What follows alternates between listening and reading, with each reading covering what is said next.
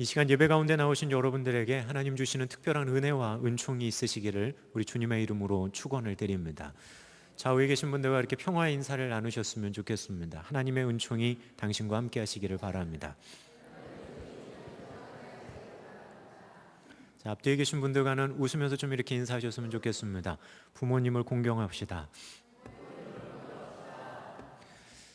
지금 부모님을 공경합시다라고 이야기하는데 혹시 마음에 근데 나는 지금 공경해야 될 부모님이 이미 이 세상에 안 계신다 라고 하는 그런 마음을 갖는 분들도 아마 있으실 겁니다.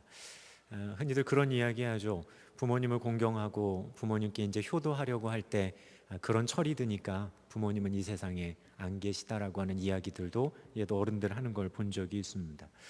성경도 분명하게 그 이야기를 우리에게 해줍니다. 내 부모를 공경하라.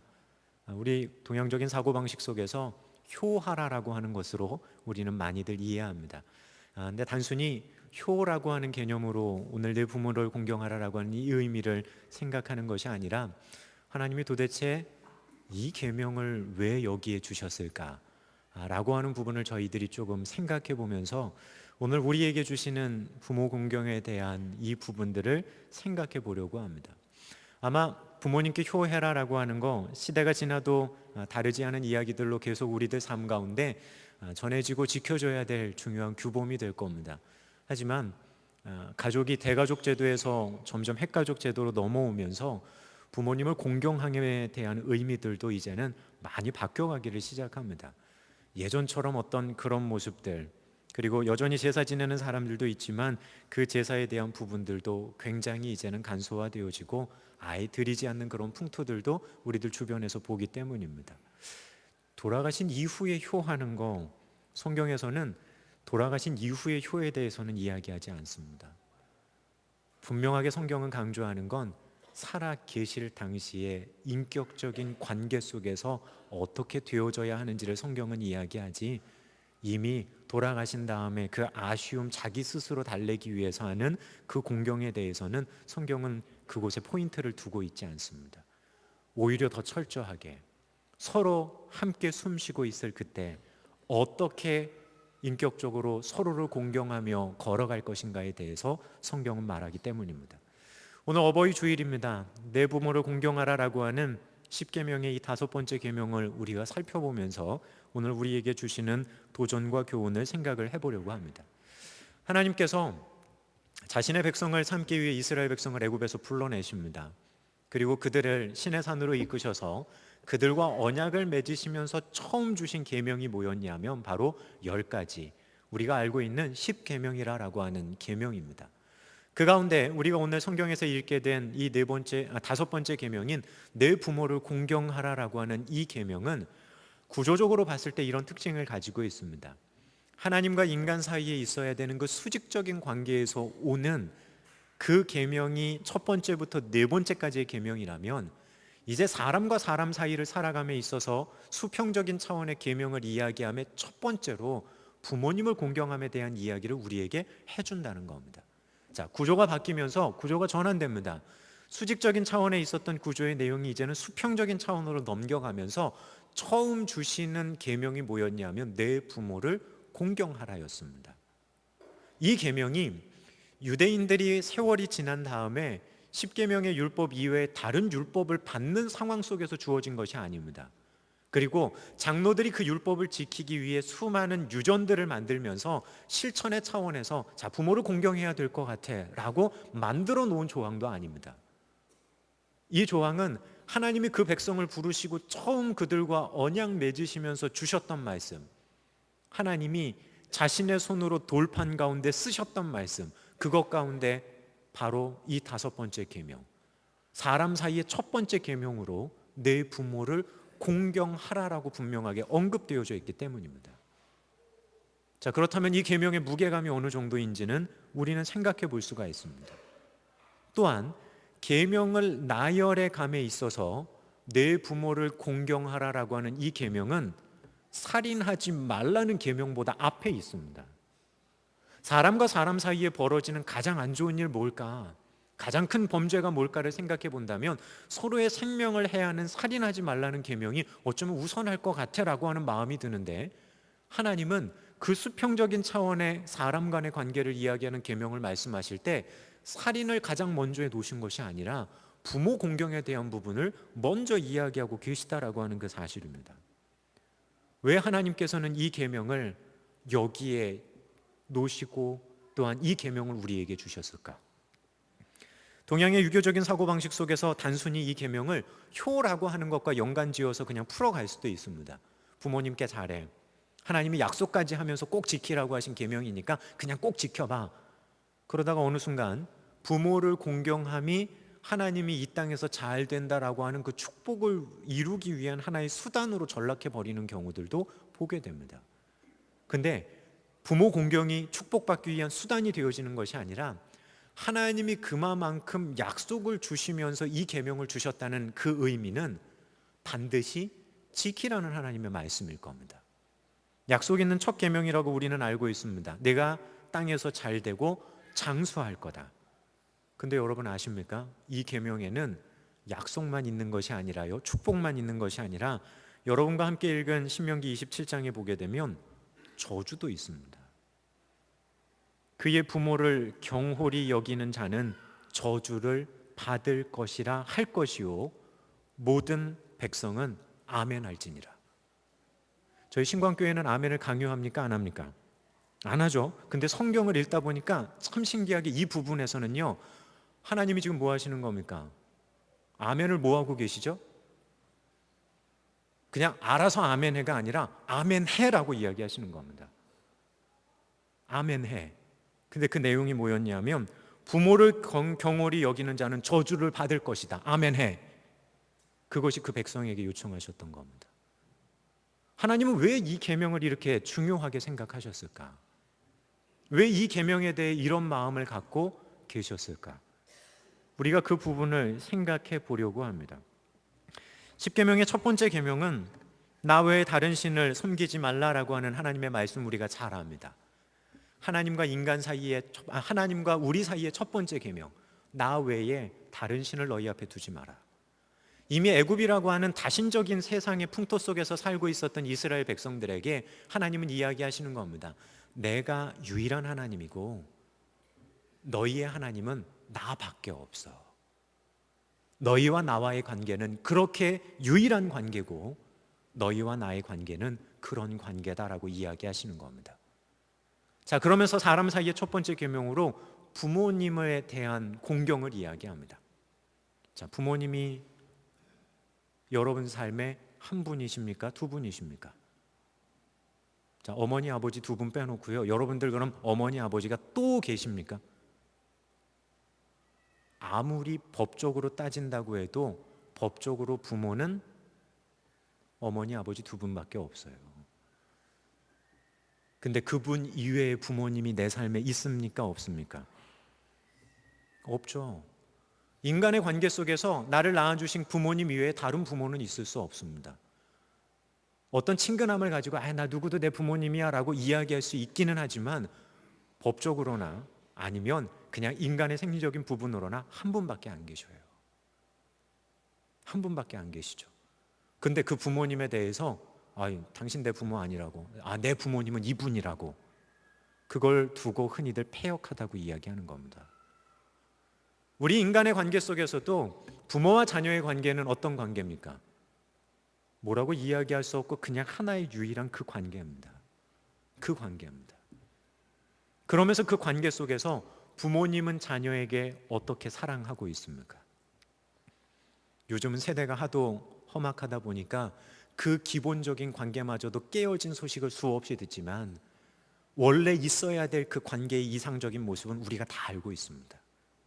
부모님은 자녀를 사랑하는데 어떻게 사랑하십니까? 어떻게 사랑하십니까? 흔히들 이야기하는 대로 자기 생명을 주고서라도 그 아이는 살리려는 것이 부모님 마음입니다. 가끔 매스컴을 통해 듣지 않습니까? 물에 빠진 자녀를 구해놓고 그리고 자신은 생을 다하는 부모님에 대한 이야기들. 다른 사람이 빠져 있다면 그렇게 쉽게 움직입니까? 하지만 수영을 하든 못하든 관계없이 뛰어드는 이유는 그 사랑 때문에 그렇습니다. 우리는 흔히들 그 부모님의 사랑에 대해서 무슨 사랑이라고 얘기하냐면 무조건적인 사랑이라고 얘기합니다. 자, 그런데 성경에서 나오는 사랑을 이야기할 때 이 무조건적인 사랑을 이야기하는 사랑이 누구 관계 속에 나오냐 하면 하나님과 우리의 관계 속에서 나옵니다. 바꿔 말하면 하나님의 아가페적인 무조건적인 그 사랑과 동일할 수는 없지만 이 땅 가운데서 우리가 그와 정말 닮아 있는 사랑을 경험할 수 있습니다. 어디서 경험하냐 하면 바로 부모님으로부터 우리가 경험한다는 겁니다. 눈에 보여지는 내 눈앞에 있고 나랑 인격적인 관계를 맺고 지금 살아가고 있는 그 부모님의 아가페적인 사랑을 경험하지 못한다면 눈에 보이지 않는 하나님의 무조건적인 사랑을 어떻게 이야기하고 이해하실 수 있겠습니까? 가정이라고 하는 걸 통해 부모님의 사랑을 통해서 하나님은 눈에 보이지 않는 하나님의 무조건적인 아가페의 사랑을 가시화하고 싶으셨는지 모릅니다. 눈에 보이는 형제를 사랑하지 않으면서 어떻게 너희가 눈에 보이지 않는 하나님을 사랑할 수 있냐고. 눈에 보이는 부모님의 하나님의 사랑과 가장 닮아 있는 그 사랑을 느끼지 못하면서 어떻게 눈에 보이지 않는 하나님의 사랑을 찾아 이야기하고 내가 이해한다라고 말할 수 있냐고. 가장 닮아 있는 그 사랑의 모습이 가정 속에 있기 때문에 그 사랑 가운데 어떻게 반응하고 있는지를 주님은 보시려고 했는지 모릅니다. 한번 여러분 주위를 둘러보십시오. 우리가 하나님의 사랑이라고 이야기하는 그 사랑과 가장 닮아 있는 사랑의 모습을 어디서 또 찾으실 수 있겠습니까? 어디서 또 찾으실 수 있겠습니까? 근데 우리는 늘상 그 부모님의 사랑에 대해서는 어떻게 반응하십니까? 너무나 당연한 걸로, 조건 없이 당연히 줘야 하는 걸로, 나는 당연히 받아 누려야 하는 걸로. 근데 그 마음이 하나님 앞에서도 동일하지 않으십니까? 나는 당연히 받아야 되고 나는 당연히 누려야 되고 내가 뭘 하든지 하나님은 그저 주셔야 되는 그런 관계로. 하지만 그 자녀가 철이 들면 어떻게 됩니까? 자신이 얼마나 큰 사랑을 받고 있었는지를 그때 깨닫게 됩니다. 그 사랑에 대해서 공경할 수 있겠느냐? 하나님의 사랑과 가장 닮아 있고 하나님의 사랑을 가시화할 수 있는 그 부모님의 사랑 가운데 어떻게 반응하겠느냐? 주님은 그 마음 가지고 이야기하시는지 모릅니다. 내 부모를 공경해라. 그냥 육신적으로 널 낳아주셨으니까 공경하라가 아니라 그 부모님을 통해서 하나님의 사랑, 유일한 하나님의 그 사랑을 가장 잘 이해할 수 있기 때문에 그 사랑 가운데 어떻게 반응하겠느냐? 실제로 공경한다는 히브리어 캄베드라고 하는 이 단어는 하나님을 경외한다라고 하는데도 이 단어를 씁니다. 하나님을 높이고 공경한다라고 하는데도 이 동일한 단어를 사용해서 표현합니다. 그럼 그만큼 하나님은 이 계명에 대해서 무게감을 가지고 사람들에게 이야기하시는 겁니다. 왜냐하면 수직적인 관계가 수평적인 관계로 넘어가면서 하나님 사랑을 이웃 사랑으로 넘어가는 그 전환점에 당연히 부모님 공경에 대한 이 부분이 있어야 하기 때문입니다. 심지어 레위기 19장 3절을 보게 되면 부모님의 공경에 대한 이 부분을 나타내며 또한 이 단어를 쓸 뿐만 아니라 늘상 계명을 나와 이야기할 때는 첫 번째, 두 번째, 세 번째, 네 번째를 잘라서 이야기했는데 안식일 준수와 부모님 공경을 한 문장에 표현하고 있기도 합니다. 하나님 관계가 수평 관계로 넘어가는 그 전환점에 하나님은 하나님의 사랑을 가장 잘 가시화할 수 있는 그 부모님 사랑에 대해 어떻게 반응할 것인지를 분명하게 하나님은 강조하고 계신다는 겁니다. 자, 그럼 오늘 어버이 주일입니다. 내가 부모님을 공경해야지, 효도해야지라고 하는 그 차원 이전에 내가 부모로서 내가 우리의 자녀들에게 나는 하나님의 사랑을 그들로 하여금 느낄 수 있게 하는 사명을 감당하고 있는가? 내 자녀들은 눈에 보이지 않는 하나님의 사랑을 내가 그들 가운데 쏟아 부어주는 사랑을 통해서 그들이 맛보고 있는가? 하나님의 사랑을 찾아가려고 할 때 날 사랑하셨던 아버지 어머니의 사랑을 곱씹어가며 하나님의 사랑을 더듬어 찾아갈 수 있겠느냐? 여러분들은 그 하나님 사랑을 찾아갈 수 있는 길을 여러분의 삶의 모습 가운데 제시해 주고 계십니까? 그것이 가장 큰 기준입니다. 그리고 그 사랑을 온전히 알고 공경하는 이들이 하나님의 사랑을 미리 맛보며 하나님의 사랑이 무엇인지를 알고 하나님 공경하며 갈 수 있다는 겁니다. 왜냐하면 하나님의 사랑과 그렇게 닮아 있는 사랑이 이 땅 가운데 따로 없기 때문에 그렇습니다. 어버이 주일입니다. 여러분들을 그렇게 사랑하신 부모님의 사랑을 다시 한번 생각해 보십시오. 단순히 나한테 잘해 주셨어가 아니라 그 부모님의 사랑의 모습, 신앙 안에서 사랑하며 양육해 주셨던 모습 속에 지금 나를 붙들고 가시는 하나님의 사랑을 발견할 수 있어야 됩니다. 그것이 바탕이 되어져 나갈 때 우리는 하나님의 사랑을 정말 온전함으로 누릴 수 있고 경험할 수 있습니다. 정말 소중한 하나님의 사랑을 알아가기 위한 가장 소중한 통로가 우리의 가정 안에 있다는 겁니다. 하나님의 사랑을 경험할 수 있는 그 간접적인 통로가 우리 가정 안에 있다는 겁니다. 그것으로서 부모님 공경에 대한 부분과 부모님은 자녀 사랑에 대한 부분을 우리가 연해서 생각하는 것이 그리스도인입니다. 그 하나님의 사랑이 빠진 상황 속에서 이야기하는 건 세상도 부모님 공경을 이야기하고 효를 이야기하고 세상도 자녀에 대해서 사랑하고 양육할 것을 세상도 이야기합니다. 하지만 우리 그리스도인들은 거기에 한 가지가 더 있어야 됩니다. 여러분들의 그 모습을 통해 여러분들의 자녀가 하나님의 사랑을 맛보고 생각해 볼 수 있어야 되고, 또한 여러분들은 자녀를 사랑하는 그 마음을 가지고 나를 사랑해 주신 하나님의 사랑을 연해서 감히 한번 생각해 볼 수 있다는 겁니다. 그러면 피부로 조금은 더 와 닿을 겁니다. 하나님의 그 사랑이 나에게 얼마나 큰지를, 또 하나 하나님의 그 사랑이 멀리 있는 것이 아니라 우리의 삶의 일상에 있다는 겁니다. 가장 가까운 그곳에 있는 하나님의 사랑을 우리는 그렇게 곱씹어 갈 수 있기 때문입니다. 성경은 틀림없이 부모님 공경에 대해 이야기합니다.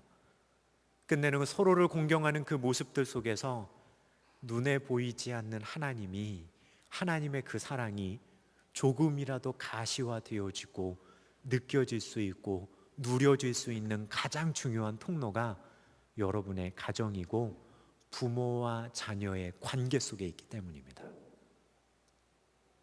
소망하기는 주님의 그 사랑이 여러분들을 통해 여러분들의 자녀들에게로, 그리고 부모님의 그 사랑을, 부모로서의 여러분들의 그 사랑의 마음을 가지고 또한 하나님께로부터 내려오는 그 사랑을 바라보며 그렇게 주님 앞에 나가는 신광의 성도님들 되었으면 좋겠습니다.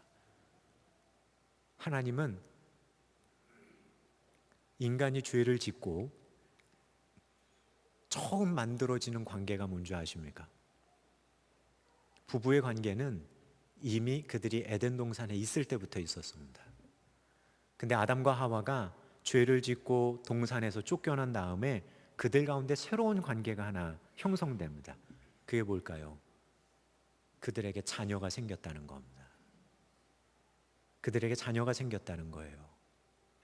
근데 하나님은 그들이 죄를 짓고 하나님 떠나 벗어난 그 관계 속에서 맺어진, 만들어진 그 자녀와 부모와의 관계를 그냥 그렇게 내버려 두신 것이 아니라 오히려 그 관계를 속에서 하나님의 사랑을 가장 잘 이해할 수 있는, 하나님이 우리를 사랑하셔서 그 가운데 두신 하나님의 장치가 거기 있는지 모릅니다.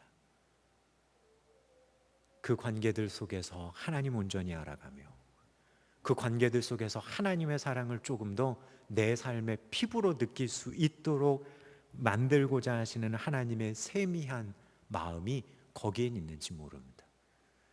그래서 이제 구약에서는 늘상 누군가 아들을 표현할 때 사람의 이름을 언급할 때 반드시 누구의 이름을 언급하냐 하면 아버지의 이름을 언급합니다. 다윗을 이야기할 때 다윗 하지만 처음 다윗을 이야기할 때는 그의 아버지의 이름이 꼭 나옵니다. 누구의 아들 누구. 그 관계가 성경에서도 그렇게 중요한 관계였기 때문입니다. 그리고 이스라엘의 왕조를 살펴가다 보면 무슨 이야기가 나오냐 하면 당연히 왕들이 계승되어지다 보니까 아버지가 누군지는 압니다. 근데 열왕기를 보게 되어지면 아버지의 이름만 이야기하는 게 아니라 그 왕의 이름을 이야기하면서 그 어머니는 누군데 어디 사람이야 라고 하는 것까지 언급합니다. 왜 성경은 그 관계를 그렇게 이야기하고 있을까요? 그러면서 왜 주님은 부모 공경에 대한 우리가 가정 가운데 맺고 있는 그 가장 친밀한 관계를 왜 강조하고 계실까요? 바로 거기에 하나님의 사랑을 더듬어 알아가며 피부로 느낄 수 있는 실제적인 표현, 실제적인 루트가 바로 그곳 가운데 있기 때문입니다. 자, 그렇다고 한다면 믿음의 어머니들, 믿음의 아버지들 이제 생각하십시오. 여러분들이 자녀를 사랑하는 것에 한 가지 더 더하십시오. 주님, 내가 우리의 자녀를 사랑하며 돌봄 가운데 하나님의 사랑이 우리 자녀들에게 가시화되게 해 주십시오. 눈에 보이지 않는 하나님 사랑을 내가 우리 아이들을 사랑하며 그 표현을 할 때 이 아이들이 하나님의 사랑을 더듬어 알아갈 수 있게 주님 그렇게 이들을 인도해 주십시오. 그것이 믿음 안에 있는 사람들이 자녀를 사랑하며 있어야 될 분명한 마음이라는 겁니다. 그리고 또한 그렇게 사랑함을 통해 우리의 마음 가운데 한 가지 더 누려질 수 있는 게 있습니다. 바로 하나님이 나를 이렇게 사랑하셨지라고 하는 겁니다. 또한 우리를 사랑하시는 부모님의 사랑에 대해서 우리는 다시 한번 생각해 볼 수 있기 때문입니다. 사랑하는 신광의 성도 여러분, 어버이 주일입니다. 단순히 효합시다라고 하는 시간이 아니라 여러분들의 가정을 통해 특별히 부모된 우리들을 통해 흘러가게 하시려는 하나님의 사랑을 여러분 가운데, 여러분 가정 가운데 담아내고 그 사랑을 여러분들의 자녀들에게로 아름답게 보여주며 흘러갈 수 있게 하는 우리 귀한 신광의 성도 여러분들 되시길 주님의 이름으로 축복합니다. 또한 그 통로 가운데서 하나님의 사랑을 다시 한번 여러분들 마음에 새기시고 그 사랑을 표현하신 또한 보여주신 여러분들의 부모님을 향한 인간적으로 우리가 가져야 되는 그 효에 대한 마음도 다시 한번 생각하는 귀한 시간 되시기를 주님의 이름으로 부탁을 드립니다. 기도하겠습니다.